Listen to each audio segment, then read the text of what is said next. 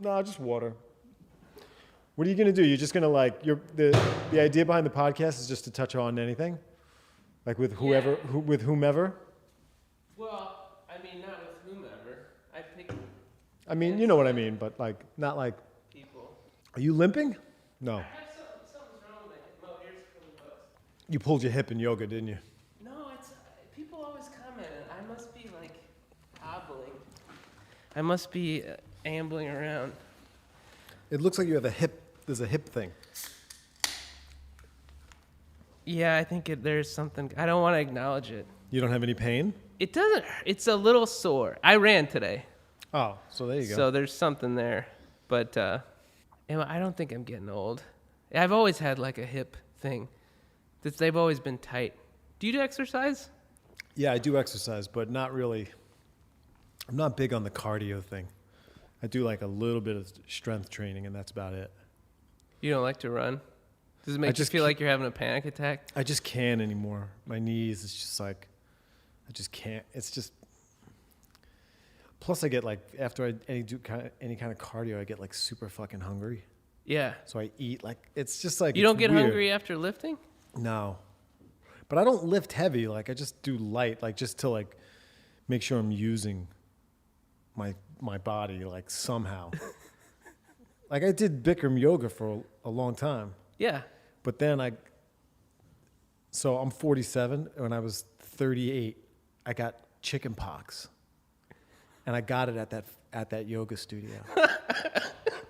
You got chicken pox? I got chicken pox. I didn't realize that I never had them as a kid. And there were people like talking, like these school teachers, these girls were talking about how chicken pox was like breaking out in their school in the studio. And I don't take the subway because I drive, and I'm just like, and I found out, I was like, is it possible that the teachers could carry? They're like, oh yeah, that's how you got it. And then in Bikram yoga, it's like an incubator. It's like, yeah. And I was like, then I tried to go back after I recovered from the chicken pox, which was devastating, man. Like getting them as an adult is hardcore. Really? Like, yeah. Like I had them between my fingers and like, I was taking like Aveeno baths. Yeah. Like 5 a day. It was terrible.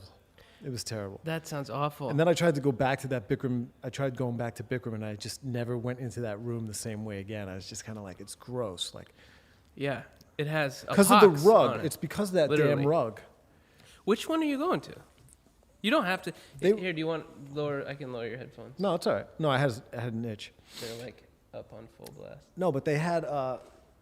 They used to have all the. I don't know about now, but when I did it, like all the Bikram yoga studios had to have carpets. Yeah, mine doesn't, the one I've been going to. I've had like a perpetual yeast infection since I've been going though, like all around. This is a really appealing, isn't it, to talk about like we might be helping somebody who's crotch taken issues. There was this girl that I knew who actually she killed herself. But before she killed herself, she had this major foot and like leg fungus that she got from the studio. Yeah. That was like really bad. It was like a severe, like it was like a supernova athlete's foot thing that like went up her leg, like in her bloodstream, and was like. That's. Yeah, it's gnarly. Can you make man. that not happen? Yeah, I know, it's terrible. and my phone never does that. I should state for the people that are listening that we're in it, the X Comedy Gallery, which is on 20 Broadway. It's in Williamsburg. It's beautiful. It's right under the bridge. But if you hear screaming, there's an improv team downstairs, either practicing or they're just screaming out under the weight of their own bad material. That could be, I don't know. I sound negative. I don't mean to sound negative. It's a defense mechanism. You don't sound negative. Okay, thank you. I've often thought I have resting bitchy voice, but I don't know. That might have been true in Salt Lake City, but here, man, that's just like status quo. Yeah. It's it's frustrating that that's the last place I was Salt Lake. What was so that that's like where I'm from to people. They think I'm from Salt Lake City. I'm from Illinois, but that's where I was. I was in Salt Lake. And so wherever New Yorkers think wherever the last place you were is where you're from. Basically, you're not from here. That's all they care I'm about. basically kind of obsessed with Salt Lake City too. Really? Yeah. Why? I just have this weird idea of what it is. It's beautiful. I mean, I got sober there. It's beautiful. Yeah.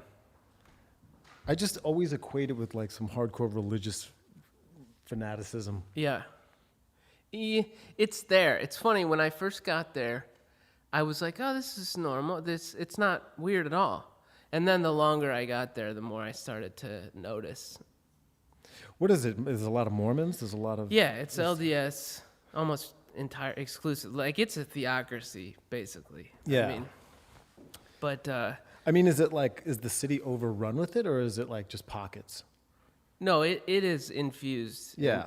I mean, anybody you bump into, for the most part, is either, probably part of a family that's Mormon or they're ex-Mormon. But there's also a real progressive strain in like the downtown area because there's some weird film law in Utah that has attracted the film industry. That's why Sundance is there. So they get there's a lot of LA expatriates. Is that what you call it? Would someone be an expatriate from LA? I don't know. But anyway, people from LA, there's a lot of kind of outcasts. From LA that go to Salt Lake? Yeah, they end up in Salt Lake. Because of the film industry? Or just... I don't know. I'm just making up that narrative, but I feel like I met like a handful of people that were from... I wonder why that would be. It's the mountains.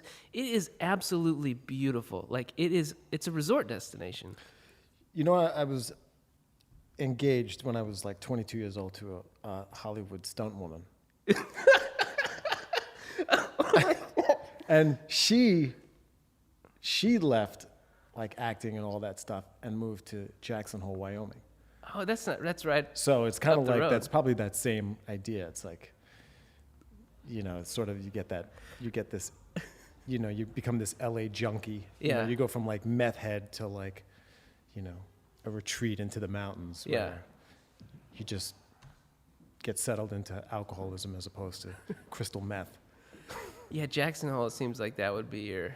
And I went to go visit her because we've been friends for like 30 years or whatever. And I went to go visit her in the mountains. It really is God's country. Yeah. It's beautiful. So you guys remained... Oh, I want to hear this story. So you guys were... Where did you meet the stunt? Was she in the stunt industry when you met? No. No. I met her in St. Louis, Missouri. Yeah. Driving cross country with a friend of mine when I was 19. Okay. And I met her at a red light. She was in a 1963 Corvair convertible. And I said something to her, and she was like, all right, hop in. That's amazing. Yeah. And we just... Oh, so you were walking. I was walking, yeah. You were on a cross-country walking trip? No, I was driving, but we were in St. Louis because my friend Frank, his parents, he was from St. Louis. So we drove from New York to St. Louis in my 1975 Volkswagen Bug. Yeah. Where we were going to pick up his car, which was like, I think, a 1966 Plymouth Belvedere. And so, because I don't even know that car. It's like an old, Yeah. So, driving cross country in a Bug is like it's not good. Yeah, that doesn't sound So fun. we drove to his place to get his car, and then we got in his car and then drove to San Diego, and then we drove up the coast to California. That's amazing. And then back through, yeah. Okay, so you meet her at this red light. What's Yeah. her name? You can just say. Michelle. So you meet Michelle at the red light. Right. You just get her number and you just keep in touch, and then... No, the minute I met her, we hung out for like the whole week that I was there, that we were there. Like, Yeah. Frank was hanging with his parents, and we just clicked. It was like, we just became like really... One of those. Yeah, it was just one of those. Yeah. you Those know. are the best. Yeah, we just laughed like crazy. We went out. It was great. I was 19. I didn't care. I didn't care about anything. So it was good. And then when I drove cross country, all I could do was like, I kind of just wanted to go back to St. Louis and hang out with this girl. Yeah. So then we did our trip. And then when we went back to St. Louis, I spent like 2 weeks with her. And On the then- way back? Yeah. And then I came back to New York, and then this was the other thing too, is that she was kind of a stripper and kind of, she was also a stripper, but she also smuggled like diamonds and stuff, like raw diamonds. She would take them from Vegas to like different locations, like.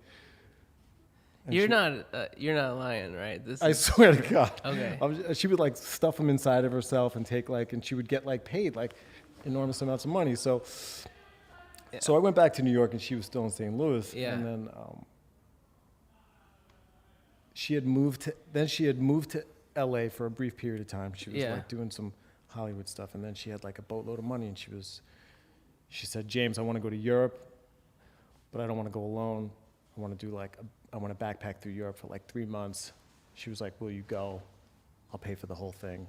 Yeah. Just escort me. Like, let's just go. And so I went.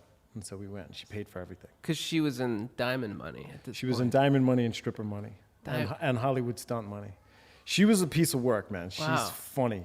I dated a girl that was a stripper in Scotland. She's an American, but she had a brief stint as a stripper in Scotland. Amazing. In Scotland.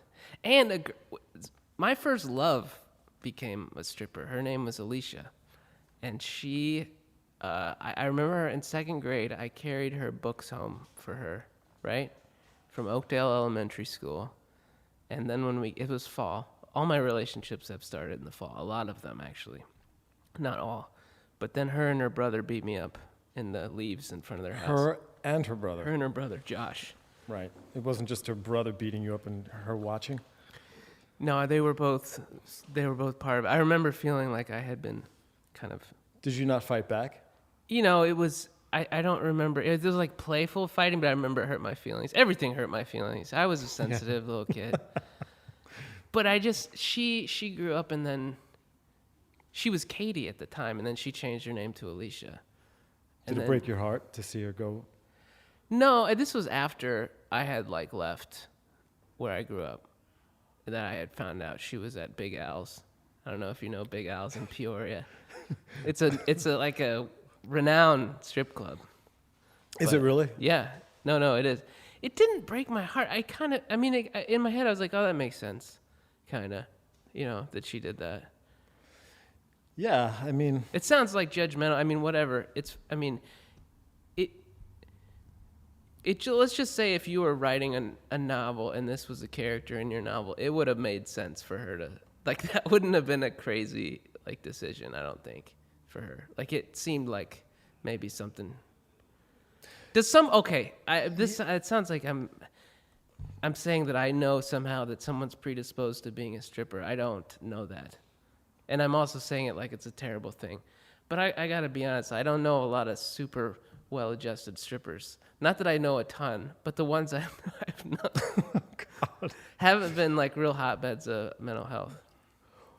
Yeah, well, I think the environment is probably pretty detrimental to sort of like how you view men and your relationship with money and all that stuff. I mean, I could only imagine. Have you been to a strip club? Yeah. Did you see her ever? No. No, that would be... No, that wasn't like, I wasn't, I mean, I guess I would have had the situation been right, but yeah, I was never really in her company when she was doing that. It was kind of weird. I mean, there was one time when I was living in the city, and a long time after she flew to New York to do like 2 weeks or something at like Scores or something at one of these clubs, and yeah. And I remember we got into a huge, like, just drunken, like, huge fight, because I was just like, I lost my shit, and I don't know. I was a mess. You snapped? I snapped. Yeah. Did you snap regularly at this point? I think because I'm like once every 4 years, I'll just lose it. It's not late. I haven't done it in a while, but. Yeah, but I was a mess. I was in alcoholic rage. Like it was. I would blurt, man. I would just like emote and just there was no calibration to my whole sense of being. I would just explode, and then I would be like numb for weeks at a time, and then I would be like super sensitive and rageful, and then I would be super funny, and like, and then I would just go back to numb. Like there was no rhyme or reason, you know. I would create in like bursts, and then it was just like such, you know, extremes all the time. Completely unsustainable. So we should back up. So you were painting at the time. Yeah, I was painting. That was your medium? I always was. When did you start painting? I was always painting and making sculpture, yeah. What did you start as like a kid? Like what was your formative kind of experience with like your first formative experience of like making something? Do you remember? Visually. Yeah, I remember making. Just like drawing, and everybody draws though. Who stays with You know it? what I was way into? What? Which I should probably get back into, was like, remember when you used to glue macaroni down to like shapes and then spray paint it gold? Yeah. I used to fucking dig that. Just like. We didn't do a ton of the we did some of that stuff. I liked gluing. I was such a little perfectionist though, like that. If the glue would ooze out of the construction paper, it would upset me. And also, like, I remember pushing down on like feeling the wet piece of construction paper glued onto the other one. I remember feeling the ridges of like the glue and being kind of upset. That's interesting. Yeah. Yeah, it's a little. Even right now, I'm remembering. Yeah. I was a little. I get that way if I get any kind of like food or like condiment like on the back of my hand. It drives me nuts. Like, I quit a job once. I was a PA for a television show, and Here? yeah, it was a show called New Morning. It was it was on the Hallmark Channel. It was a terrible pseudo spiritual show. It was absolutely Like terrible. Touched by an Angel kind of thing? It was even worse. It was kind of like a show where they had like this very sort of ethnically neutral host and they would be like, today we're going to, you know, make things out of our deceased loved one's clothing. So they would be like, you know, grandpa died and we made like a purse out of his jeans. Yeah. You know, and they'd be like, and we get to carry him with us always, but it's also fun and good to, you know, it's crazy stuff. Boy, yeah, grandpa, yeah, that sounds. So they sent me out for Starbucks one time. They were like, James, go out for coffee, whatever. And I was like, all right. And I went out to Starbucks to get like 4 frappuccinos or whatever the fuck these people get. And I squeezed one of the cups, and foam blew out the top of the little hole on the thing, and it landed like on the back of my hand between my index finger and my thumb. And I just had like, I had an existential crisis at that moment. And I went back and I quit. I was like, this is not me. I can't do this. This is not me. Like in that moment, I was just like, I went way down. That's what tipped you over, though. There was other stuff. Oh, sure. There was a build-up. But there was the lack of control. That's a real I mean, I feel like when I'm carrying like a tray of beverages, which hasn't happened in a long time, because that would imply I'm around a bunch of people and I would need to bring them drinks. But the real the chaos, the potential for real chaos there, it's high. You got hot drinks. There's often a time where there's one lid. They didn't put it all the way on. And then you see the coffee kind of. I'm really realizing some OCD but that's now. That's a chaos. That's a chaos about what's in front of you, right? Yeah. You see, for me, I would look at that, and that's a crystal ball into my future and my past, and of everything that is wrong and potentially going to be wrong. This. Yeah. No, that's the same. Yeah, I'll go way. Yeah. It's way more. Yeah. It's way bigger than the moment. It's Yeah. like, you know, it's psychotic. It's seriously mentally disturbed. Well, but then Yeah. there must be something to psychosis when you, like, because I think there's some real voodoo going on. Like, I read things into, you know, spilling something could be some sort of omen of things to come, you know, that kind of stuff. It usually is tied to masturbation, though, for me. Like, the next day, I don't know if this is weird for me to get into it with you, but No, not at all. The next day, I start thinking that everything that goes wrong in the world is because of having jerked off the day before. Really? Yeah, it's part of my wiring. I have this really bad problem of checking my email. While you're jerking off? No, immediately after.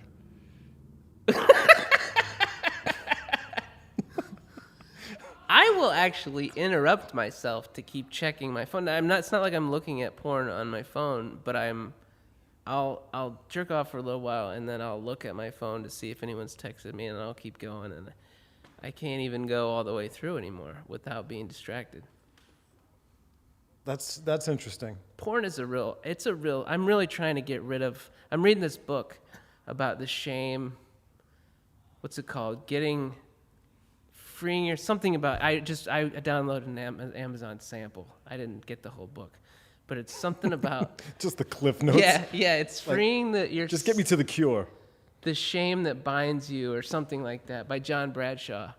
Do you listen to Paul Gilmartin's podcast? No. He recommended it on there, and so I started reading because I think shame is like a real toxic thing in my life in general, and I don't know what's good, and because some shame is normal, like you're supposed to have some shame, like it's part of our like it teaches us what's excessive, and I don't know, I don't know, but anyway, my point is I'm really starting to, I'm a 38-year-old man, like, and I just don't think it helps me. I think it like fucks with my stand-up too. I feel like the audience can tell that I jerked off that day. Yeah, but everybody in the audience probably jerked off that day. I never thought about that. Everybody's jerking off. Everybody's watching porn and everybody's jerking off. Everybody. Dude, everybody. I know. That's crazy. It's crazy. what you're bringing to it. Not everybody is, though. I don't think everybody is. Like, when I've been in relationships, it hasn't been as much of an issue. Andy, everybody is. Everybody is. You think this is just... We're just a society of masturbators.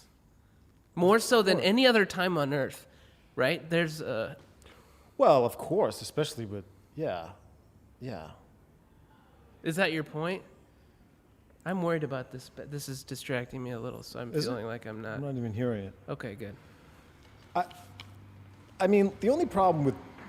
The way I see it is the only problem with porn socially is that, we used to have, like, perversities and these sort of sexual ideas or fantasies that were, like, a little taboo because you didn't have access to communities who also participated in them, right? So it was like, you kind of kept it under wraps. Yeah. You know what I mean? You kind of pulled back on the reins now. But now it's like you can go, if you want to find a community of people that are into, like, pool toys, like pool toy fetishes or clowns, or just, or want to wear a diaper or whatever these weird things are that normally you would have been like, all right, listen, I got this thing, but it's like I'm not really going to explore it because now it's too easy to access and explore it. And then all of a sudden you can really let a cat out of the bag that maybe shouldn't have been. Yeah. I don't believe that not every thing has to be explored. Yeah. Well, so you think that those communities existed and the internet's connecting them? I feel like it's creating them. It's creating them and connecting them. Yeah. You think there was a lonely guy who was into feet and he couldn't really connect with other people about it? Like that was what he was into. Yeah, what was this thing? Shoes. Yeah, I heard about this thing the other day. Like, like somebody like Bob Ross's voice is very soothing, and there's people that go out there to try to find these people with voices on the radio or who do public speaking that have a certain intonation to their voice that actually, arouses them to the point of like they get into deep relaxation, almost like it's like transcendental, like from the radio people. Yeah, from like different people's voices, and they like seek each other out. There's so many weird clicks. Yeah. I mean, I'm sorry. I did not intend on going down this path, but maybe it was just there beneath the surface. But I mean, I don't care. I can edit this out or whatever, but Why? Well, I'm just saying, I don't know. It wasn't like I mean, if you want to jack off to like, midget amputees, you can. Like, you can go online and find it. You find that porn. It's crazy. It's like, it's the biggest industry on the net, isn't it? Isn't it it's the big, like one of the biggest industries in the world. Oh, yeah, it's huge. It's huge. Big porn. That means there's a lot of people jerking off, Andy. There's a lot of people jerking off. It's true. Yeah. It's true. So for you to feel... It's just hard. No, there's people, this is the thing. This is stuff that's so hardwired into, like, me as a kid. I mean, I'm seeing a therapist, and I'm actually starting to get into some of this stuff a little bit more. Like, I don't think it's going away because it's just hardwiring, a lot of it. Mm-hmm. It's because of some shit that happened to me as a kid. Sure. It was pretty formative. Right. But I'm at least getting some awareness about it. Like, you're right. Yeah, that stuff. And I know rationally that a lot of this stuff is, insane. But it's just there. It's just I read that. Have you seen that article? There's an article in Time recently about how the shame, like your shame is like still part of the reward center, shame and guilt. Mm. And so like you create this feedback loop of like if you do something and then you feel shame, your brain is doing like a reward thing. Whatever. It's not interesting to talk about my shame problem, but Well, shame in general is interesting, Mo. I mean, no, I think it is interesting. Yeah. Because I think Did you grow up religious? No. Not Catholic, nothing? No. I mean, I think my mother tried, but she was like divorced in the 70s in the church. Like when my mother came to this country, she was beaten by nuns. And then like when she got divorced just right away? Because she didn't speak English. The nuns were hard on. So they, yeah. How old was she? What? Was she a kid when she got here? She was around 10. Oh, okay. 10 or 11. Where'd she come from? From Italy. Okay. That's right. The Grecos. Yeah. They're Italians. Well, my mother's is an Iannacci, so. What's Greco? Greco is Italian as well, but my father's Sicilian. They're Sicilian. Oh, my God. So Sicilian father. Where was she from? She was from in the north, kind of to the east and center. Okay. It's called Abruzzi, but. No, I've heard of that. Yeah. My grandfather, she didn't meet her father. My mother didn't meet her father until she was 11 because he left Italy when she was born to come here and build a life, and then he went back and got them all after he had like had a job and bought a house and everything. So he bought a house here in what, Red Hook or? In Queens, in Ozone Queens. Park. Oh, okay. And he was a bricklayer and. A mason. Yeah. A bricklayer. Why would you? He wasn't part of the whole, the Masons, the Illuminati or whatever. No, I don't think so. Okay. No, my grandfather. No, he was, I mean, but so I didn't really grow up religious.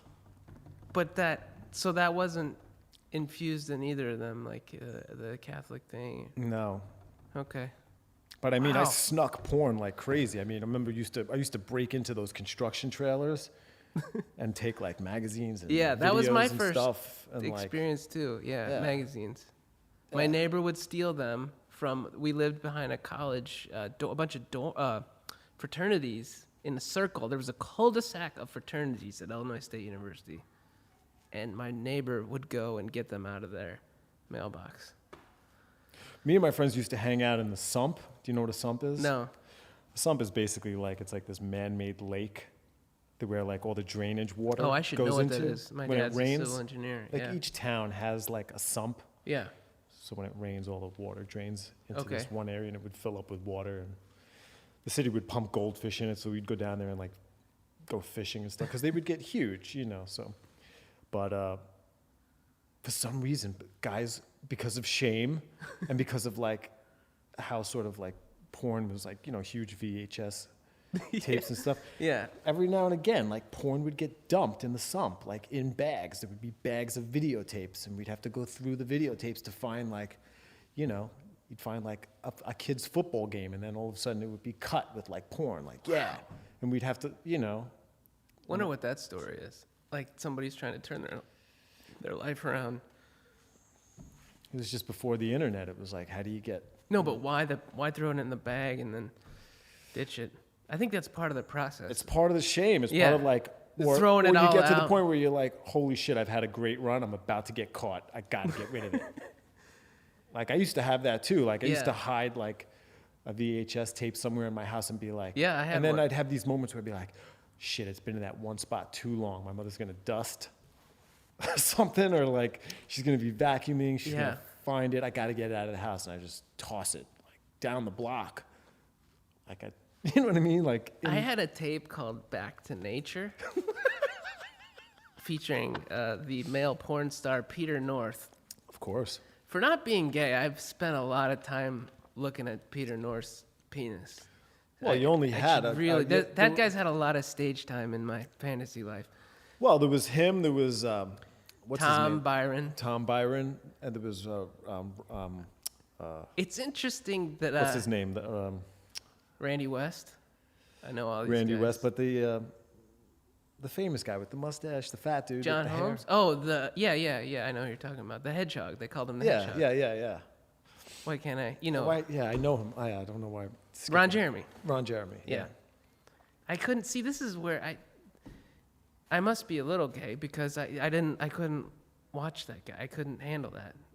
He's too repulsive to me to watch him have sex with women. Well, that doesn't make you gay. Well, whatever. I don't care. I'm just saying there is a lot of what gets on my nerves is when they would show you're like in the middle of it and they would show the guy like his face. Yeah, they how didn't know much how he's enjoying it for like way too long. I'd be like, come on, man. Well, what's the deal with the fucking blowjob today? It's like everything is about like a fucking 20-minute blowjob. It's like I gotta fast forward to it. It's like the least interesting part of porn to me, and it's what they spend the most fucking time on. On the blowjobs, you're right. It's fucking the worst. It's like, can we fucking move past this? I don't want to see it. It's I wonder what that's about. You're right. We live in blowjob. I could care blowjob less. is at its peak. I could care less. Even in my own sexual practice, it's like I don't need that. Like, that's the least interesting part. I am actually a terrible blowjob recipient. Me too. I feel like I'm not. I need someone who's really committed to the long haul. So, and that usually people aren't. I'm like, I know how long this is going to take me, and I'm already worried about how I'm going to exhaust them. Yeah, There've been a couple women who've been like seem to really like it, and so I'm like, okay, this is good. But for the most part, I'm like, you don't have the endurance for this. I don't want to put your jaw through it. I'm just more like, I'd like to do some other things. Like, I prefer to do other things than like, I don't really enjoy it. Like, that's crazy to say, but it's like, I'd really rather do other stuff. I don't know how why I got on the big sexual tangent. Maybe it's... You'll probably do this with every person that comes on the podcast. Yeah, maybe this is going to be a sexual healing podcast. Why not? It really is a big part of my life. I mean, yeah. So I would like to have healthy... Let's get way into it then. Okay. Let's just go there. This is what I just want to be with somebody. I don't want to like... I think that it's part of... like when I've been in relationships, I don't think... I haven't been in them long enough to really know, but usually it hasn't been as much of an issue like porn when I'm in a relationship. Yeah, but let me tell you something. But it's an escape. It's a drug. Yeah, but porn is ruining more relationships. Yeah, I hear that. Than you could possibly imagine. I think it's keeping me from getting in them. I think it's keeping me from like pursuing people or... I think it's messing a lot of stuff up. I hear that. A lot of people... I think it's messing up a lot I think it's screwing up guys. Because I know a lot of married guys that, they rub one out the minute their wife goes out to like the supermarket or something. Yeah. And it's like, the last thing they want to do is sleep with their wives when they come back. But it's screwing up women too. I mean, I think I'm trying to be equal. Like, I feel like it's got to be screwing up women too. I know women that look at porn. Yeah, but I mean, It's different somehow. But I don't think women are spent Oh yeah. the way men are spent Yeah. after they look at porn. That's probably. You know, men Yeah. are spent, and then it's fucking. Yeah. Then it's like, At what point is it sexual addiction? I've always resisted that language, like addiction, because it's one of those things you kind of have to do. Like you have to eat, you kind of have to fuck. Like it's part of just being human. It's part of our drive. you know, I think if you're, Drinking, I get that I can't drink, whatever, but well, I think it depends on what's attached to it. Like, I don't know. It's, you know, I guess it's like alcoholism. you Or have to it's diagnose like- it yourself. Yeah, if it's a problem, you know what I mean? If it's Yeah. something that needs to be controlled all the time. Yeah. I mean, I'd say if I would imagine that if somebody's masturbating, like, let's say 4 times a day, I like to hear you say masturbating, by the way. That has a, what are they doing? has a better It has a tone. ring to it. Anyway, sorry. If somebody's masturbating 4 times a day, every Yeah. day, like Yeah. if a guy's like just like rubbing one out like 4 times a day, every day, 5 times a day, like I would imagine that would be problematic. Or if somebody's like masturbating for like 10 hours, Yeah. like Yeah, I got like you. I would imagine that's a problem. I've had benders, but yeah, whatever. I mean, these days, I mean, for me, it's like I can brush my teeth and masturbate at the same time. Like I'm just like You got an electric toothbrush? very good. No, I just there's a certain level of I'm not, you know, I do it fast. I just kind of get it out of Yeah. the way so I can get some sleep. Morning? Are you a morning guy? No. You're a night guy. Yeah. Before I go to bed. First thing in the morning. That's really I am solid. Oh, that would kill my day. Why? Because you want to take a nap after? Yeah, I get a little spent. It takes a little. It does take the life force. It takes a little energy. Huh. I guess I do at night too usually, but I think I'm in the morning. I'm really. And I've done a lot of reading about like preserving that energy and Yeah. and recycling that like unused like sperm back into your body and like recycling that energy, pushing it up your spine and letting it rotate back down the front. Like I'll give you this book I have. It's pretty awesome. Wait a minute, dude. What you just said that's insane. But medically, that is No, not great. pushing the sperm, the energy, The energy. the sexual energy. You know, I've read stuff about they think that masturbation has this function to get rid of the old It the does. old sperm. Totally. So you have the good guys ready to go. That's a fact. You don't have the old tired warriors. That's a fact. Yeah. So it's got to be, it's a natural function.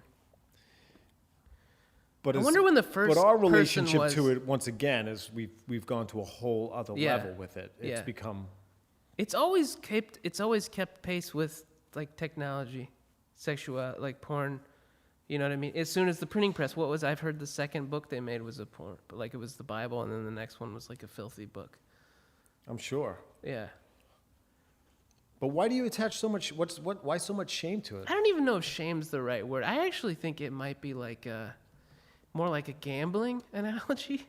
It's more like Like you did something wrong? no. Yeah, definitely. So, because I saw stuff in second grade.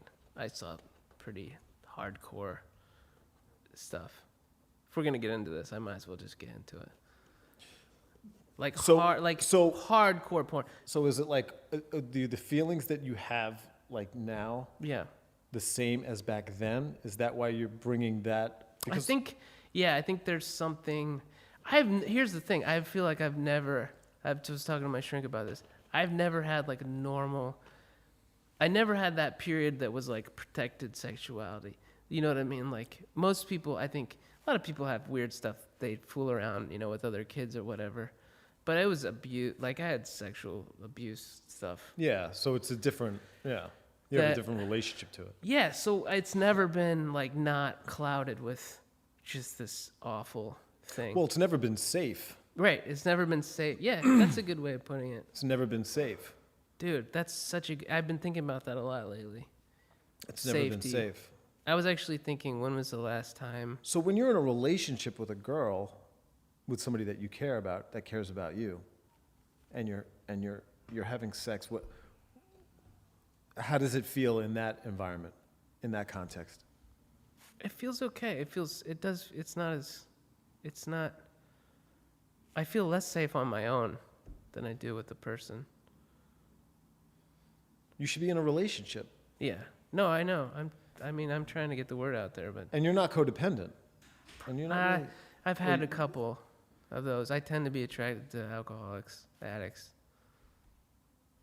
I mean, I find. Yeah, them. but you could meet somebody who's not that pretty easily.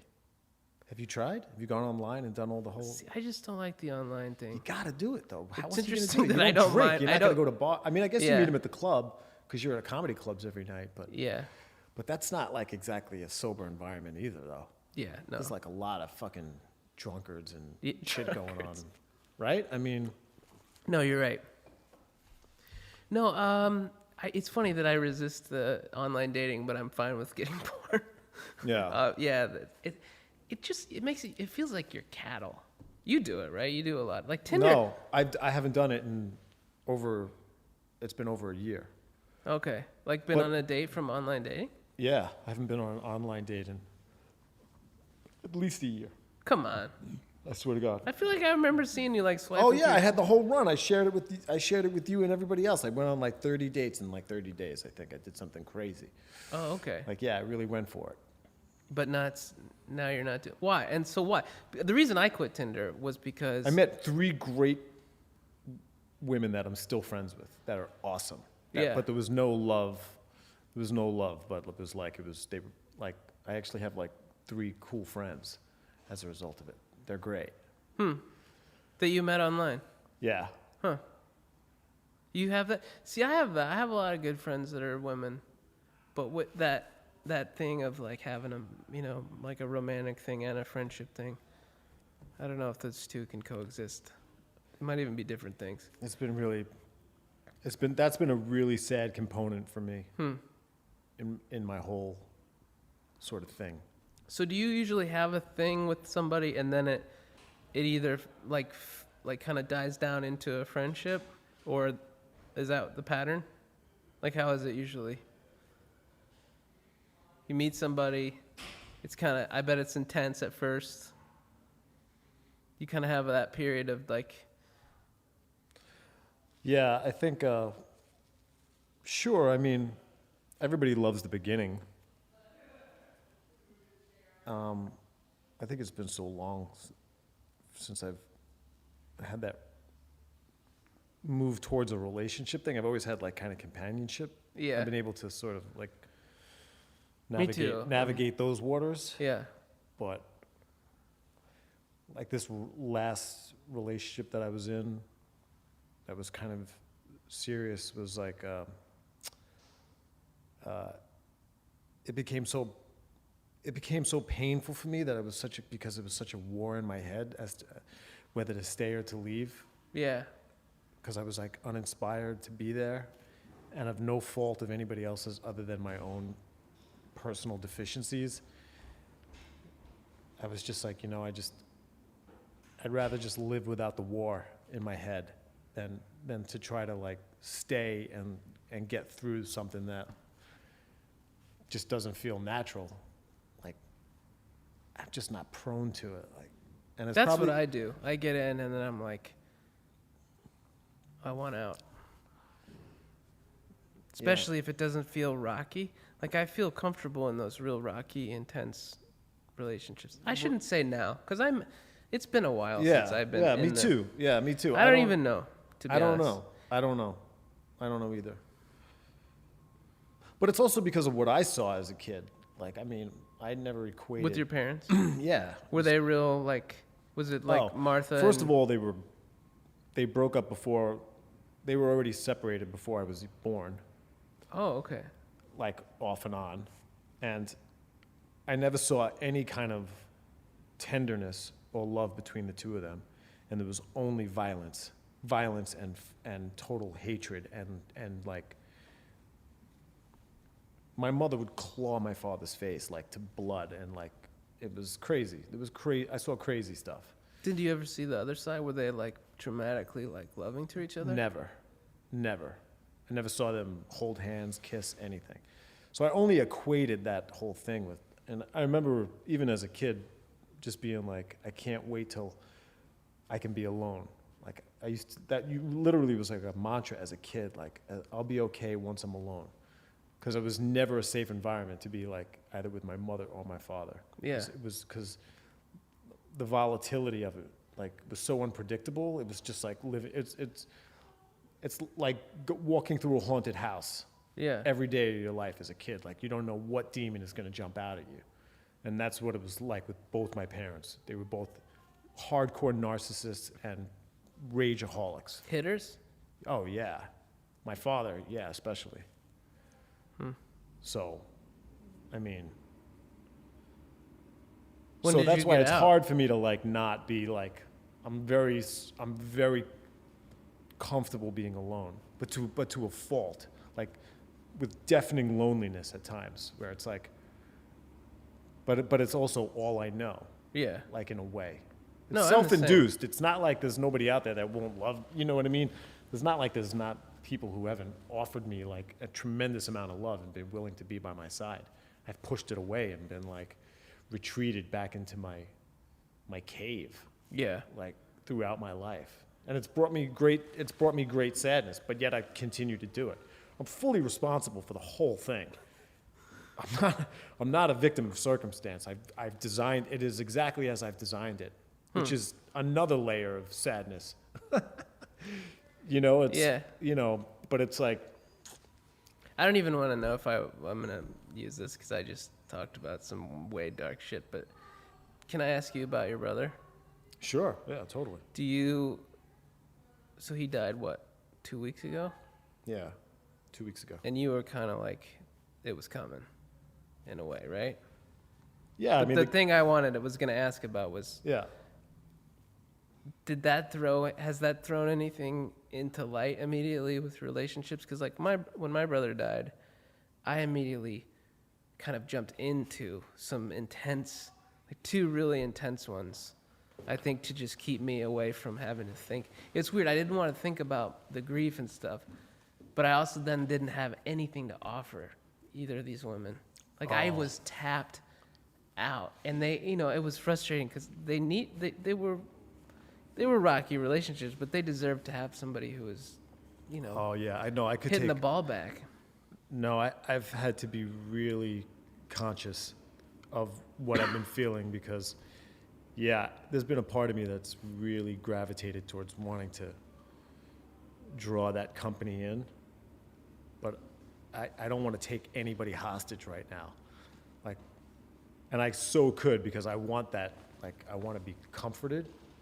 Like, I could feel like wanting to have like that loving, like, you know, there's a part of my defense thing that has dropped, you know, as a result of grief. So I'm just like, I could very easily convince myself like, oh, I'm totally ready. I can embrace like this one or that one and be like, you know, and be in this loving scenario. But it would just be very selfish of me to do it at this point, at this stage of my grieving. Yeah. It's like, it's really important that I don't suck somebody into my black hole. Like, I don't want to do that. Like, I don't want to take somebody hostage because, you know, I don't know how sincere I would actually be. I get that. You don't trust. I don't your trust feelings right now. I don't trust myself. Like you know, it was traumatic with my brother too, because I had to like identify his body and I saw how much pain he died in. And, you know, I had to, you know, step up and really like, I had to pick out his coffin and make all the funeral arrangements. And like, you know, there's a lot of stuff that I had to do because my mother was in shock. And You really my took sister the was in reins. Seattle and she had to fly over, but like, you know, there was a lot of stuff to do. Yeah. And I hadn't spoken to my brother in like 2 years. And the last time he'd spoken to my mother was like 5 weeks before he died. And he cursed her out. And he kept his health like a secret. He pushed a lot of people away. It was tough. It wasn't like we all got to rally around his bed and prepare. Yeah. Or, you know, it was none of that. And it also wasn't like a car accident where like all of a sudden it was this, but he was, you know, it was like this slow, arduous problem with this fucking guy that was deeply loved, but also just like impossible to like be around. Because he was like, I believe he was, in my opinion, he was severely bipolar. Was he funny? He was fucking hilarious. Yeah. When he was funny, he was funny. You're funny. Yeah, but he would dig for funny. He would dig for funny, like, and like offend you and like exhaust you before he got the gem. Yeah. And then he would get the gem, and then he would be like, okay. But he would dig for it. He would get you to like, he had that compulsive need to Yeah, get you. he did some things that were just like side-splittingly funny. It seems weird to talk about grief with an improv troupe practicing in the background. I think it's perfect. That's okay. That does it is maybe the perfect backdrop. Yeah, it's great. I can barely hear them anyway. So It's interesting though, like part of me wants to be like, well, James, why don't you just maybe this is the right time for you to meet somebody, because they do get to see you with your guard down, and you don't have to be perfect to me. You know, sometimes it's, when you're and really hurting, sometimes it's the best time. I don't know. no, I agree, but I don't want to shift gears on somebody. Like, Yeah. I don't want to do that. I don't want to draw somebody in when I'm needy Yeah. and then abandon them when I'm no longer am. Oh, right. And I don't trust that in myself yet. Like I don't know where I am in that equation. And I would rather gravitate to somebody when I'm on top of my game, like feeling good, as opposed to letting somebody in when I'm feeling bad. It's just that feels reckless to me. Like I've done that before. Yeah. And that feels reckless to me, and I don't want to do that. For me, it's like, you know how in the Middle Ages they thought like the circumstances of your birth, like for example, if like the weather and all this stuff contributed to like what was actually happening at the moment of your birth contributed to like who you are. Like Tristram Shandy, my favorite novel, like the mom, the main character talks about how when he was conceived, his mom asked his dad right as he was about to come if he wound the clock. Like right. What? Yeah, like that's the joke, because he attributes his inability to tell a story in a linear fashion to this fact that like his dad, you know, right when he was about to come, you know, got distracted by this, by his, you know. Anyway, I wonder about my point is like with the relationships, it feels like if you met someone now, it's like, my fear is like I'd be locked into this dark place for the rest of the relationship if it started in this primordial ooze of like grief, you know. But yeah, no, I know what you're saying. That's the like that's the constitution for the relationship. Yeah, so you want to be like at your best when you meet somebody, but that's just not how life works, though, right? Yeah, I guess. Who am I to? I don't. I mean, I don't know. It's always one of the more confusing aspects of my life. It's really the one I've always wanted to overcome. Does your painting? What's going on with your painting right now? Is it totally offline? Like, are you? I think it's always reflecting whatever I'm sort of. But like, where I'm at. Do you feel like that need to do it more, right now, or less, or? I just kind of like had a burst of stuff that I did, and now I'm kind of like sitting back, but it's kind of just something that I always do because I like the practice. I like what happens. I like the way my mind leaves my sort of like waking thought process and just goes to an alternative reality. Yeah. It's really just a practice, an exercise of mindlessness as I know it, as mindlessness as I know it. And just becomes. I think that's why I like comedy. And that's why I just keep doing it. Like it's like for that moment, you're not thinking about everything else. Yeah, your brain's in this other place. There's such freedom. There's such a liberation to it. Like that, the result of what doesn't really matter. It's I used to put a lot more emphasis on like what I was making to be sort of carry the weight of my life and like save me or give me a career or give me this other stuff. And the older I've gotten and the more I do it, the more I realize it's like, you know what, this is just has to be about like this is about my personal liberation. Like for whatever that means for me, it's like, that's what this has to be for me. So I have to That's a good place to be in. not tie anything else to it and just, just have it. Okay, that's just, I'm ignoring it, but like, then You that can with always, the let me tell- screaming. improv is not going well when you have to raise your voice That's what I feel like. Yeah. If you're screaming. yeah. There was this improv team in Salt Lake, and always one of the guys, and I love these guys, Yeah. but one of them would always end up on the other one's shoulders. And screaming. There was always a screaming, and one was riding the other one like a horse. That's how, like, that was the climax of all their sketches. I should have. No, I'm gonna go ahead and just make fun. I'm gonna say that I shouldn't make fun, but I feel like if every sketch ends with you on the other person's shoulders and with screaming, maybe you're locked in to something that you need to get out of. Troy and Andrew, I'm sorry. Their name was Toy Soup. Yeah, if you're in a band where every song has a drum solo, it's not fucking good. Yeah. It's not, Yeah. it's That's true. I think if you gotta scream. if you got to scream, it's not working out. They might have heard you because they calmed down. No, here it I don't comes. care. It makes You no don't difference. care. There's nothing worse than improv in New York City.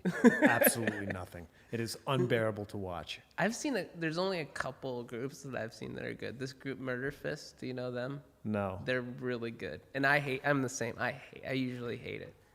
These guys are good.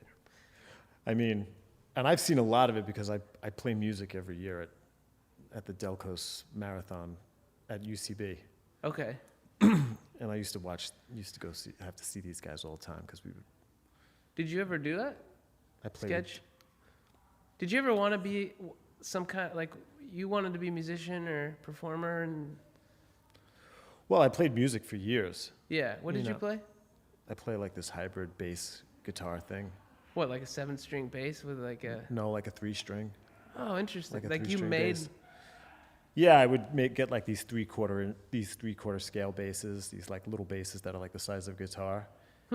Strip it down to 3 strings. Rearrange the pickups, take the pickups out, put different pickups in, play it through a distortion, play it like a guitar. Yeah. So it was like basically like a guitar that had like a lot of low end.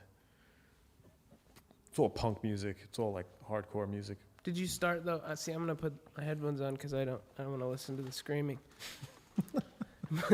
but did you start, like, what was your first instrument? I played. I sang sax. for a band in high school. You did? Called Lukewarm Enema. Isn't that what you want? Is a lukewarm and my enema? brother named us, by the way. We were looking for a name, and we finally decided, like, we were just like, you know what? Let's let Jeff choose our name. Your brother's name is Jeff? Yeah, My brother's name is Jeff. that's crazy. GEO though? No, My brother's J-E-F. GEO. F. My brother was funny too. He was really funny.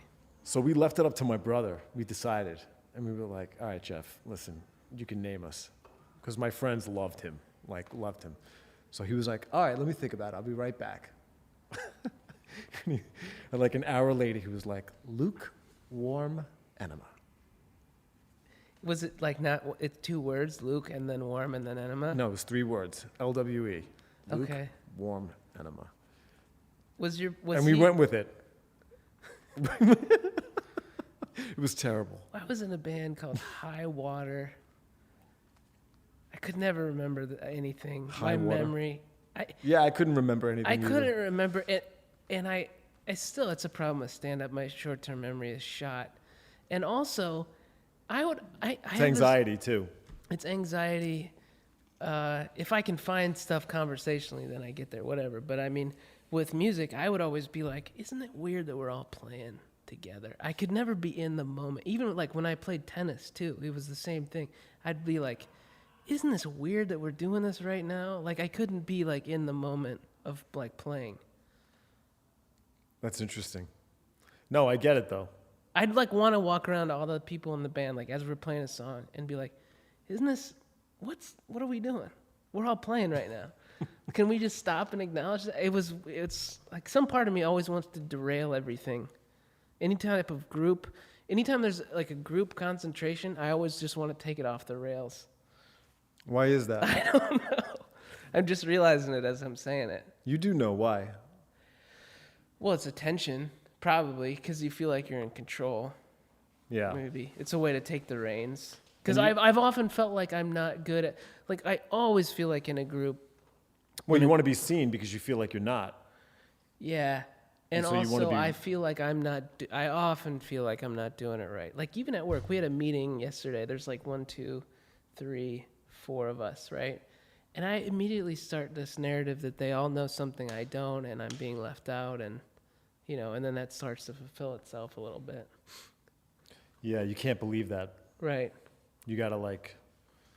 It's just there. I know. I try to, you know, if I can identify it, though, that helps a little bit. So anyway, your brother name's Lukewarm Enema. Yeah. And what did you play? I sang. You sang. Were you a yeller, or were you like a Journey kind of singer? Who was your model? I was neither. I was just terrible. Did you still have an accent when you're singing? I'm sure. Your accent goes away when you sing. I feel like British people. Yeah, British people, yeah, but I don't know. I mean, it's hard to say. I don't know. I was terrible. I was terrible. And I love my friends for putting up with it. They just like went with it. It was fine. Huh. So you kind of stopped doing that, and when did you start like painting? Like in high school, like senior year, like 11th grade. Were you doing like charcoal or just drawing, like sketching? I was just doing like a lot of just like painting and stuff. Nothing really too serious. I mean, in 11th grade, my grades were terrible. Everything was terrible, and I was just going to join the Army. And I had like enough of like paintings and stuff, and I was like, you know what? I'll apply to the School of Visual Arts. If I get in, I'll go there. If I don't get in, I'm just going to join the Army. And I had this they had like this this junior year interview thing. Mm-hmm. So I went into the school with like some images and stuff, and I had like this amazing 2-hour interview with this woman. And it was like, we got into this in-depth conversation, and it was like really incredible. It was like the first time that like I sat with an adult who like listened to me and like had an exchange of ideas, and you felt heard. Oh, it was like incredible. I was not only heard, but it was like somebody who was like wanted to hear and appreciated what I was saying. It was mind-blowing for me, and it was like really incredible. And she was like, if you can just like get this certain number on the SATs, I'm just gonna put you in for an early admission right now. That's huge. These people, like I have had a couple of these people in my life too. And I was blown away. I was like, that's like your life. That person, this woman, changed the course of your life. Totally. I could have had an interview with anybody else, and it probably would not gotten in or something. It's crazy, isn't it? And what she didn't know is that I had taken the PSAT, the pre-SAT. Yeah, I took that. And if you get a number on that you like, you can keep that and not take the SAT. So it's like you can keep the better of the two scores. And the number I had gotten on the PSAT, I forget what the number was, but was better than the number that she had told me that I needed in order to get in, that would solidify my early acceptance. And so I left her office, and I went back to school, and I quit the lacrosse team. I dropped out of science. I just started dropping classes and quitting stuff. I'm going to college. Like, I'm in. My guidance counselor couldn't believe it. This is your junior year? Yeah, my guidance counselor was like, you better start thinking about getting a job. You're not going to school. You can't even get into a community college. So like, you're done. This is before that? Yeah, he was like, you just don't. That feels good. Oh, it was amazing. Fuck that guy. Yeah, it was amazing. Was it a guy? Your guidance counselor? Why? What's the deal? He was a douchebag. Why would you do that? There's these people. I don't know if these people exist now for this No, this is a different time. Right? This is a different time. I had a teacher that was arrested for smuggling babies. I am not kidding. She was part of a baby smuggling ring. Amazing. I had another teacher, and that's a whole other story, but I had another teacher, and that woman, by the way, told my sister had her, that God would strike her dead for some thing she did. Oh, she would be fired instantly today. Another teacher I had, who I loved this woman, actually. Her name was Mrs. Eulenhop, and she would throw erasers at people if you weren't paying attention. And the best part about that is, like, they had that white chalk in them, so they'd hit the head and there'd be this cloud of smoke. Amazing. And you would just see this kid who was daydreaming just like snap out, and you'd see this little puff of smoke. She dumped a garbage can on a girl's head for making a problem. She was working, this girl, Stephanie, was doing a math problem, and she kept erasing it and crossing it out and redoing it. And Mrs. Eulenhop, like, had it with the mess she was making. So she dumps the garbage can on her head and says, "How do you like it? How does this feel to you? That's what it feels like when I'm grading your papers." Yo, that is so funny. She was funny, though. I loved this woman. I That's I thought amazing. she was... there were some women like this that were formative for me. Mrs. Eulenhop, she was like a dramatist. I think that's what I loved about it. Yeah. And she encouraged me to be like, it was like she wanted me to tone it down, but she liked it when I, made jokes or whatever. She kind of encouraged. And then I had another woman named Mrs. Mueller, my senior year of high school, and she was really dramatic, and I loved her. These are women that terrified everyone else, and I Right. fucking loved them. Yeah. Because they just had this passion, like just this rage, like a lot like, in Who's Afraid of Virginia Woolf, Mm-hmm. the Elizabeth Taylor character, who's it, Martha? Mm-hmm. Mrs. Mueller reminded me of her a lot. Just like on fire to live. I still like that in women. That's something I'm attracted to. Yeah, I have I those like similar that. relationships. It's yeah. not just like, it's dismissive to say it's crazy. I like it. I love that thing that's just like mad to live, kind of. I get that. Well, there was this woman, my English teacher in high school. Her name was Ann Blakely. She was married to Mr. Montana, Rob Montana. And they had won fucking lotto. So they had like millions. She was like the chillest teacher. She was like mad cool. She didn't have to be doing it. She didn't have to be doing, but she loved to do it. She loved kids, whatever.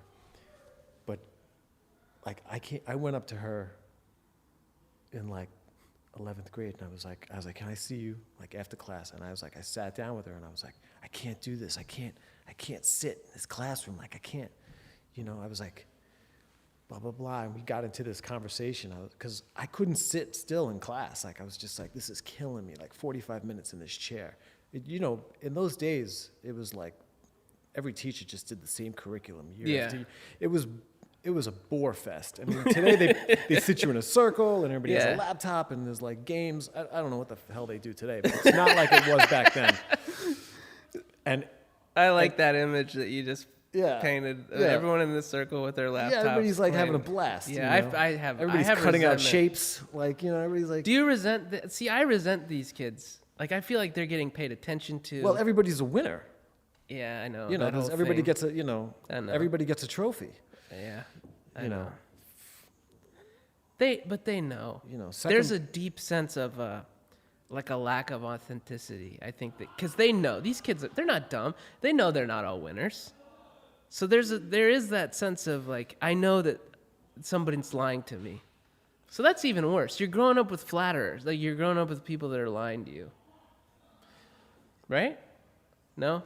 I just had that. I don't know. I don't know. I have no clue. I don't know.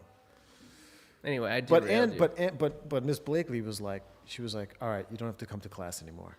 She was like, let's meet every Friday afternoon in the cafeteria. What grade are you in? Like first beginning semester of 11th grade. Oh, okay. And she was like, let's meet once a week on Fridays in the cafeteria. And you have to show up with like, I think it was like 10 to 20 poems, like creative writing projects. And we'll go over them for a half hour and that's it. It was like unheard of. And this is after the... Yeah. This is after the acceptance. Yeah. Who is that woman? The SVA woman? I forget her name. It's crazy. Most of the women, I mean, I feel like women have been responsible for saving my life multiple times. Multiple times. Like, not just that way, like in the hospital, in rehab, I had a couple nurses that, like, I remember this one woman.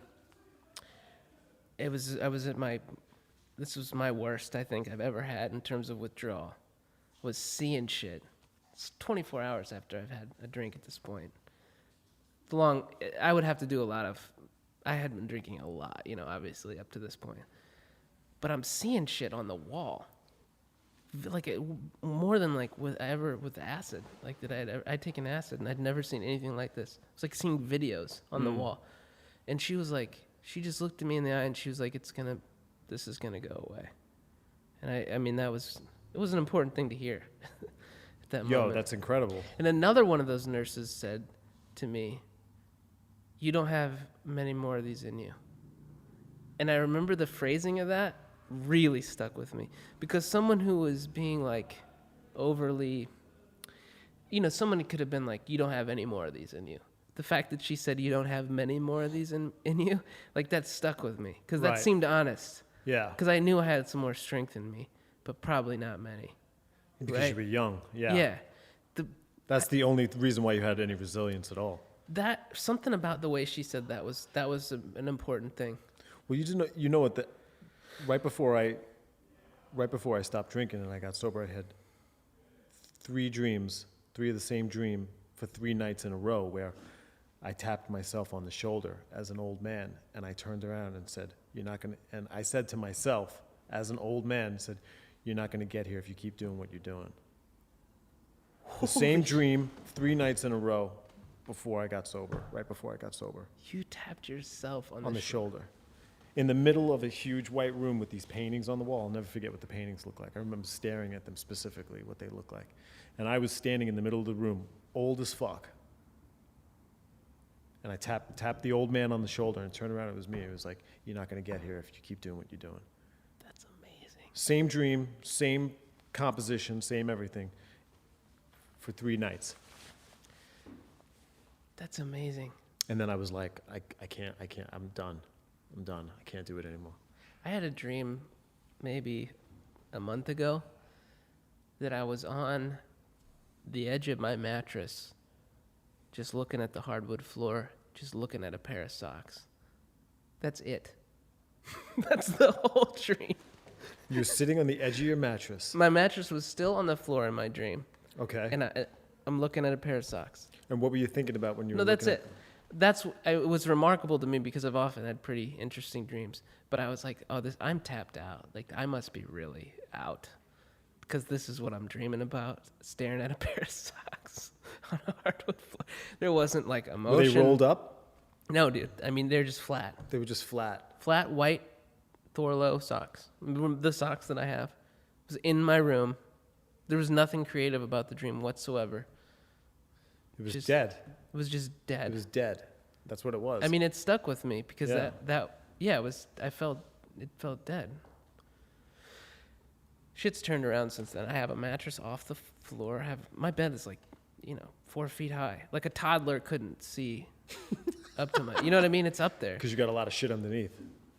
It was just, I had to, it's a long story, but I had to put some 2x4s as the base of it. Oh. So it's raised up a few inches. And my mattress is off the floor.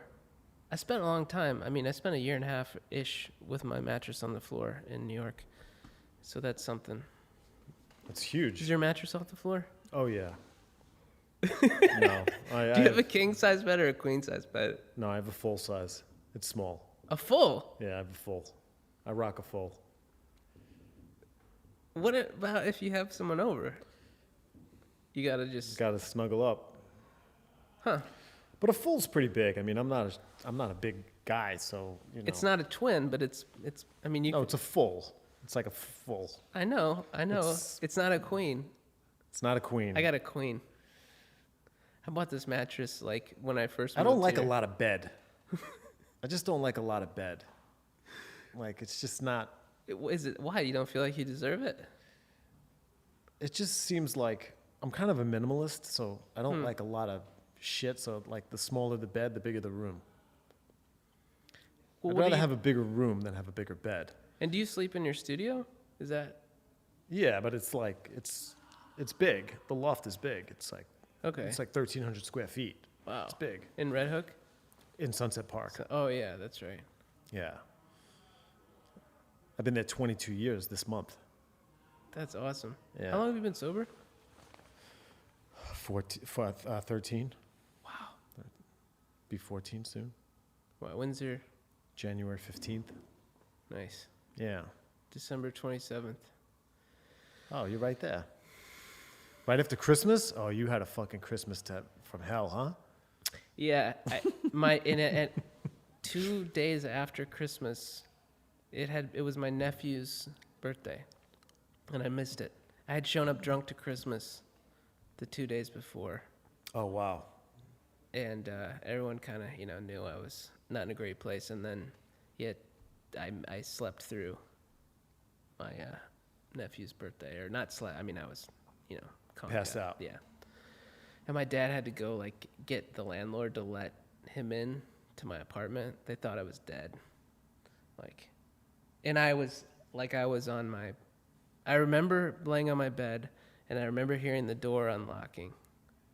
This is middle of the day on the 27th. And I remember not doing anything. I remember thinking I'm just going to sit still. I'm just going to lay still like a dead possum. And, that was I didn't get up and fight. I think maybe I had an idea that it was, oh God, this is freaking me out to even remember this.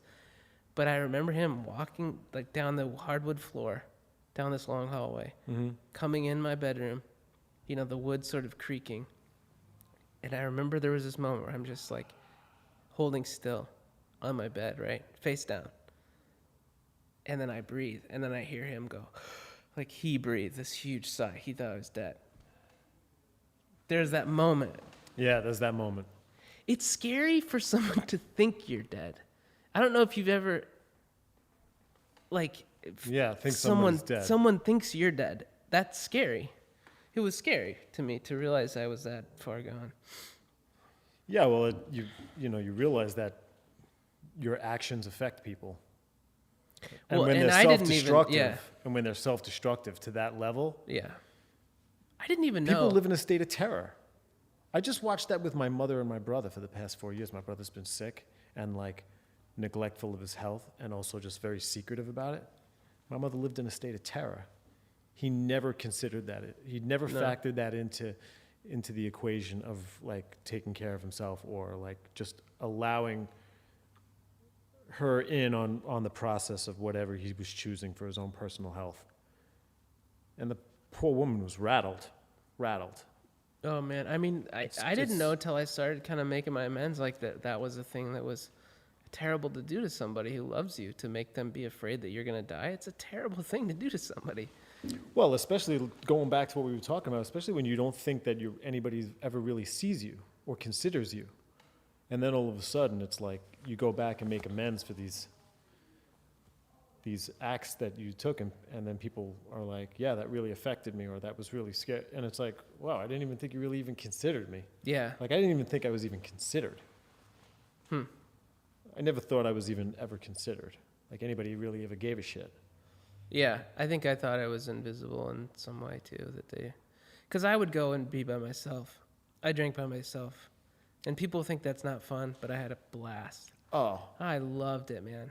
Watch this I old would house. sit in a chair and just listen to Zeppelin, and stare at a wall. That's way cooler than what I did. I watched public television. I watched This Old House and drank Bushmills for 2 weeks at a time. Amazing. And I loved it. Because it feels like you're getting shit done with This Old House. They're renovating. Yeah, you're learning. The house. Yeah, all those how to make shit, the cooking shows. I watched those. I would listen to music and stare at a wall. I would sit in a chair and just drink and stare and just get so into the music. I would dissect it and be oh my God. In retrospect, were you what were you shutting off? I think a big part of mine was this shame stuff and this cycle the voice in my head. Like I just went through this circle of like everything's perfect, and then everything's fucked up, and I would go around this circle. Like so, I knew when all the events in my life were like going perfectly, I knew that there was gonna tip over, and I was gonna go like to the dark side of this circle. If that makes any sense. I just was constantly on this wheel. For me, I think it was just.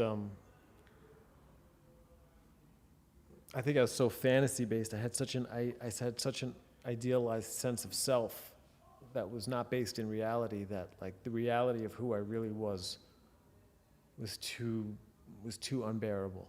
Yeah. I wanted to have more of this, sort of like Prince in exile type of thing. Yeah. Like where I was like a closeted genius or something. Yeah. Like it was just something, just an overinflated ego that wasn't built on like anything real. It was built on us. It was totally built on like a child's defense mechanism of surviving his childhood.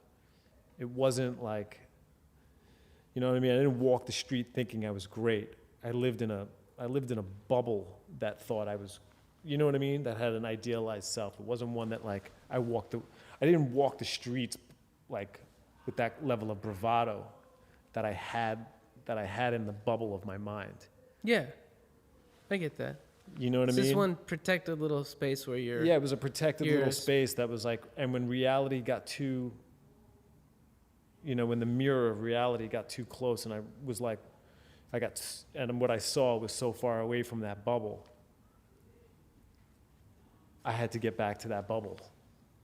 Yeah. And like, checking out, I was able to like swim in that bubble of delusion. Just booze? Were you a booze guy? No, I love drugs, man. I love everything. Yeah. I would put Xanax and Vicodins and vodka tonics and like I would do all kinds of crazy shit. Yeah. I took acid. I took fucking I heroin. did that stuff. I loved I all of it. never got heroin. Luckily I wasn't. I liked anything that was kind of like, a groovy high. I didn't like shit like cocaine or speed. I didn't like stuff like that. Yeah, me neither. Stuff that made me grind my teeth and go nutty. Oh, because I was anxious anyway. Yeah. I like shit that got me like nice and, like nice in the zone. Yep, me too. We've been talking for like an hour and a half, so I don't want to tap you out, but dude, it kills me that I'm like, this is so heavy.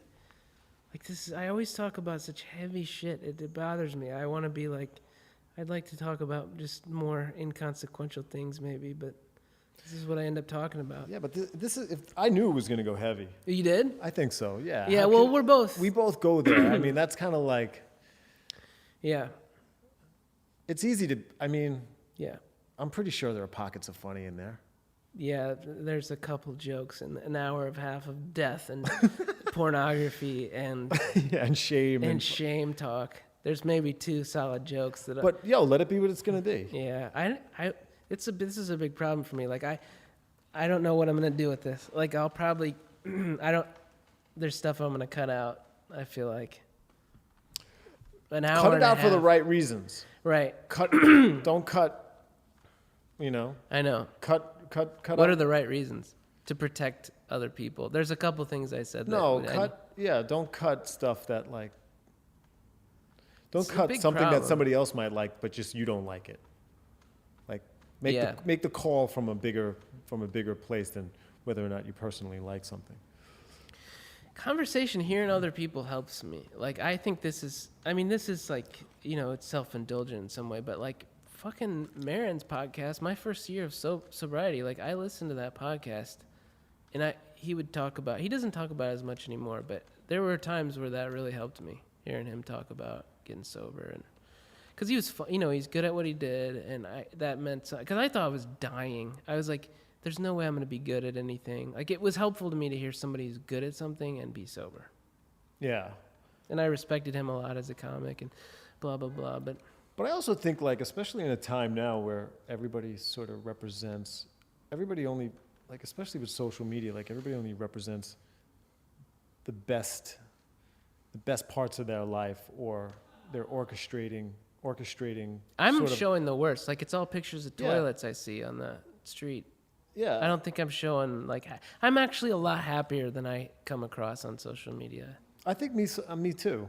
Yeah. Yeah, right? I mean, I don't mine show is- the happy part of myself. That's what's weird. It's a protective thing. I don't show. I'm actually pretty happy, and I Yeah. get mad at myself for not sharing that with people.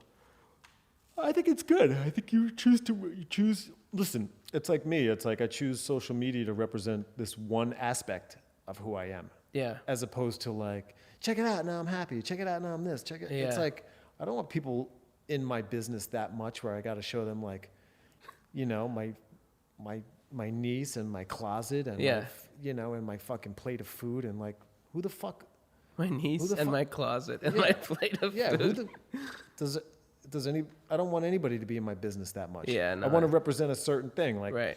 if you show toilets and like a certain aspect of who you are, that doesn't, you know what I mean? Yeah, it just seems like it strikes me as funny. Like there's so many. It's like what is going on that there's so many toilets on the curb in New York. I just don't remember seeing that in other places in the country.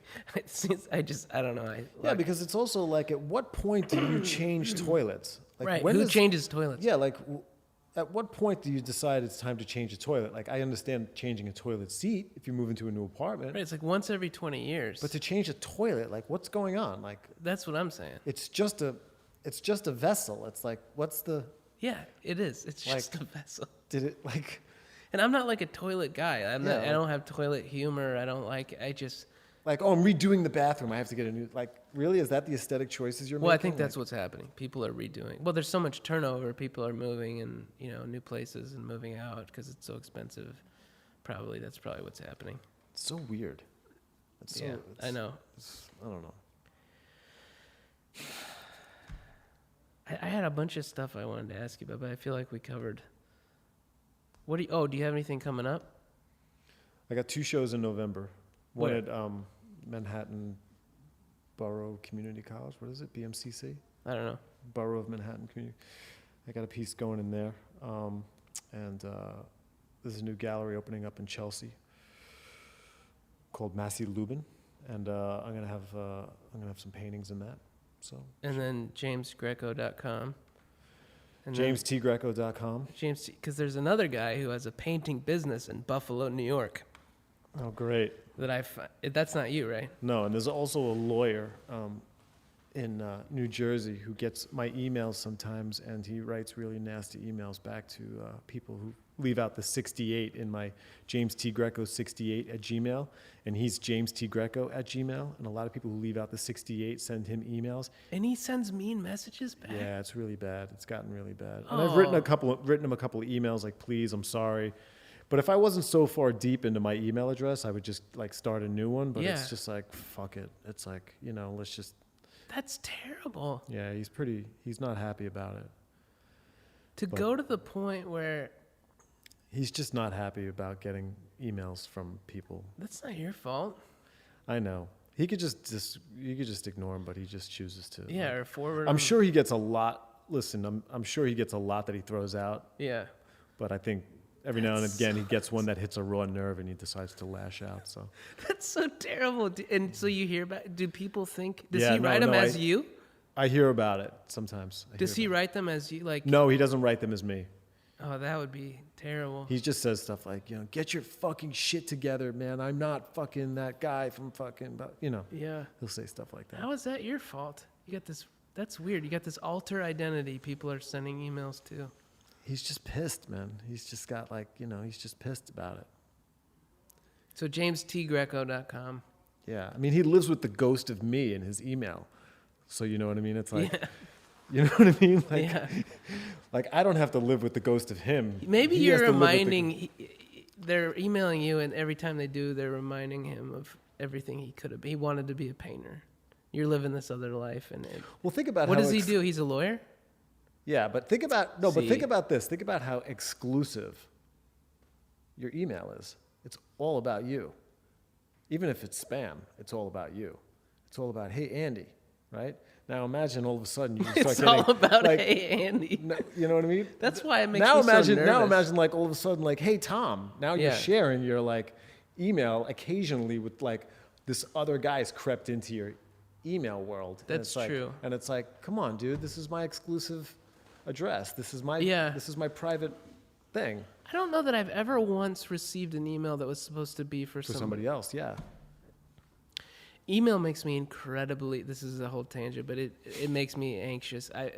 This is what I was going to talk about tonight. I've been watching The Walking Dead all weekend, and I think either that's making me anxious or I'm anxious, and so I'm attracted to this anxiety thing. But I'm a wreck. I haven't been this anxious in forever. Once I get activated, I think it's like people overuse this shit, but my shrink says I have PTSD or whatever. But I do, because like once I'm activated, it's not. I go on these anxiety benders for days. What does that look like? What's an anxiety bender look like? It's just I can't. Breathe. It affects my breathing. I realize I'm holding my breath all the time. It's just this general like buzz in my chest, and it just feels very uncomfortable to be in my skin. But it's better than it used to be. It's definitely chilled out quite a bit. It used to be just unbearable. But no. You should practice Kundalini, man. I do. I'm starting to do TM. I start to meditate. Kundalini would be good for you too, because it opens. I do the Bikram, and of course I get the jock itch, but. The Bikram really isn't. It's great because it's like. It helps my joints. It helps my. But I think like other forms of yoga, you probably do a lot more. It would be more beneficial to your all-around sense of being. The best thing though, I feel doing some cardio, it really helps my mental health. Definitely. Yeah. I mean, the Bikram's great. I mean, it's great for what it is, but. Yeah, it's not and I don't buy into it because I believe in Bikram. I don't give a shit about the guy or anything. It helps me. I mean, it definitely, it draws a lot of addicts. I enjoyed it for a lot of those Interesting. addictive. It does. It draws a lot of addicts. Never thought about that. I could totally, find a nice girl in there. Huh? I could find. Yeah, a nice addict girl in there. I could find a nice girl in there, yeah. All right, dude. Well, I really spent you. I'm sorry. No, it was great. We're in this theater. Did that work out? Did that work out? We'll see. I'll go back and listen to it. I see. think so. I think we covered a lot. The fact that I'm uncomfortable with what we talked about means it's probably good. What do you want to edit it down to? Like how much time? I don't know. I feel like under an hour is reasonable. This is an hour and a half. Although there's ones I listen to that are like 2 hours long. Paul Gilmartin. Do you ever listen to his, The Mental Illness Happy Hour? Why edit it all? Why not just let it run? I just feel you like should never listen to it again. You should just send it out. Why even bother listening? What did I'm terrified of what I said. I would just throw it out there and fuck it. Never listen to it again. Yeah, I think you might be right. Like, just never listen to it again. All right. I mean, and just move on to the next one. Right.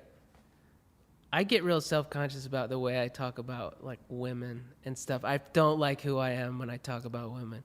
When I go back and I hear what I'm saying, I sound so I can hear how undeveloped that part of me is.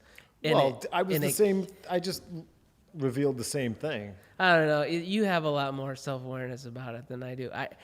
You're much more articulate about your own neuroses. That's why I think I like you so much. Is you're further down the road and you're able to articulate what you're feeling, and you at least have the language around it. Yeah. You may not have figured it out, but I mean, you at least know how to talk about it. It's clear enough to identify. I can identify it. But when I hear what I'm saying about women, there's so much embarrassment. Because that guy, I'm so much smarter than this, is what I feel like. I should be so much, like, I just hear this toddler who's scared, and he has all these terrible, sweeping judgments. Women are just this category of other, and it's insane. You're just vulnerable. Yeah, it's very. I don't like that about myself. I don't like showing that to people. But yeah, maybe that's more honest. Yeah, but we do all the time. I know. They can tell, like, people. We show this level of vulnerability all the time. I know, it's crazy. I mean, I do it, dude, even when I'm not showing my vulnerability, like with my speaking or with whatever, it's like, it comes out of my work. I see it all the time. It's like, I'm like, Jesus. It's Yeah. that's so gross that you're like, Huh. that you're expressing yourself like that. It's like, I'm kind of an open book, like, even with my work. You know what I mean? It's not like, it's not cool. I'm not a cool guy. I'm like, kind of like, I'm a little bit of a bleeder. I'm a little bit of a bleeder, and it's A bleeder. and it's hard to look at because I think I'm a bleeder. because I want to be like cool and aloof. I just want it to be that cool. I wanted to be a cool and aloof guy. Who's just cool like, though? Is even cool? Is cool even a category I just anymore? couldn't even. Yeah, I don't even know. I was gonna say, like, the first thing that popped in my head is Lady Gaga. That's what cool? That's what cool is. I don't know what cool. I love that Lady like, Gaga came into your voice as cool. It's like gender bending electronic dance music is what I feel like is that's the new cool. That's the new cool. I don't know anymore. Then I don't care about cool anymore. Like, I'm fine if I'll put on a pair of like Dockers and I'm like, this is who I am. I'm wearing a pair of Dockers. I kind of care, but I'd like to have this. I want a woman who can help me dress myself. I really just don't like dressing because it's this tension between like skateboard clothes and just JCPenney kind of like from the waist down. I'm like an accountant. I always have these dreams of like taking like $3,500, throwing everything out of my closet and going and getting like 5 pair of the same pants, 5 pair of the same shirt, blah blah blah, and like having like a uniform. I house sit for a guy that did that. He had a closet full of black shirts, black like polo golf shirts, closet full. And I'm not talking 5. I'm talking like 30s. Well, that's 50s. insane. Yeah. But same outfit, same uniform. I mean, I'm doing this. It's this navy blue, whatever, this T-shirt. These are $8 at Macy's. Yeah. And I just go through them. I am so... Jeans. I'm so like... New Balances. That's my vanity is so contingent upon like this certain outfit that I wear. You dress well. You're a good dresser. You got this No, I'm shirt not a on. good dresser. You are. No, I don't really have a sense of style. You look put together, I'll say that. I'm put together. What? So you do this, you got a collared shirt, you got it rolled up, and you got some nice jeans, and you got some fancy boots that... They're not, fancies. Those are nice. It looks like you put some thought into it. Yeah, I put some thought into it. Because I have to hit the streets like in a certain warrior mode. Like I have to have a certain... It's like a battle cry. It's like I gotta wear my shield. I gotta wear the Boots are everything. When you got a good pair of boots and shoes, like if you got the right shoes, underwear. I can't even wear sneakers. I wear boots all the time. I always do. Why? Yeah, I can't wear sneakers to my new job. No. I feel like it's really weird. It's like I can't. I feel like they'll cut my pay in half if they see me. They'll be like, "Okay, you can wear sneakers, but this is what we think of you too." Yeah. Oh God. And everybody probably has sneakers on that you're working with. That's what's hard about New York is people will say, we're just casual here," and then you get there and everyone's got on $700 glasses, and then they may be wearing, casual stuff, but it's very put together. Yeah. Anyway. Well, it's New York, man. It's a cosmopolitan city. Yeah. I'm a stranger in a strange land. I you want to blend go in home. Perfectly. Do I? Andy, that's the nicest thing. Are you kidding me? Thank you. Totally a New Yorker, man. Oh, that's so sweet of you. You don't see yourself correctly. Dude, you go out every night and hit the clubs and do comedy. They're not clubs. They're bars mostly, but... Doesn't matter. Clubs, bars, same thing to me.